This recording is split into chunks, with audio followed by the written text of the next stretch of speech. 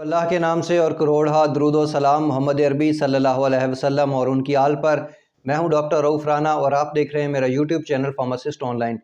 दिल के मरीज़ या ऐसे मरीज़ जो फालिज का शिकार हो चुके होते हैं या ऐसे मरीज़ जो दिल के अर्ज़े में मुब्तला होते हैं या जिनको फालिज से मुमकिन तौर पर ये देखा जाता है कि कहीं ये फालिज का शिकार ना हो जाए और प्रिवेंशन तौर पर उनको लोप्रिन एस्प्रिन का इस्तेमाल करवाया जाता है, चूँकि उनको इस्तेमाल लंबे अरसे तक करवाया जाता है। तो ऐसे मरीज़ों के ज़हन के अंदर ये बात पैदा होती है कि चूँकि non steroidal anti inflammatory drug, ये एस्प्रिन भी NSAID है, non steroidal anti inflammatory drug है, ये एक पेन किलर दवा है, तो क्या इसको खाने से हमारे गुर्दे ख़राब हो सकते हैं? वो बाज़ मरीज़ इस दवा को इसलिए नहीं खाते, मुसलसल नहीं खाते कि ये गुर्दों को ख़राब कर देती है।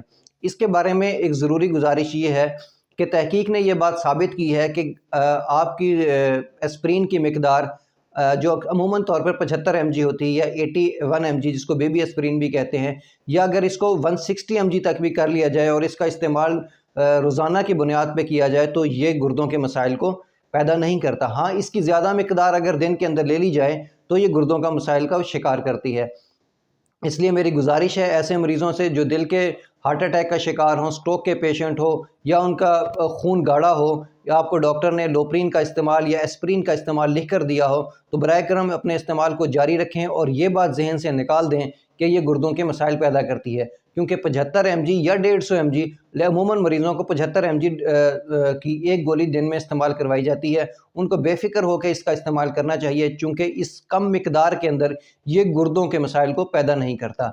मुझे उम्मीद है कि मेरी ये बात आपको समझ आ गई होगी। अल्लाह आपको और आपके तमाम अहले खाना को सेहत वाली ज़िंदगी अता करे। अल्लाह हाफ़िज़।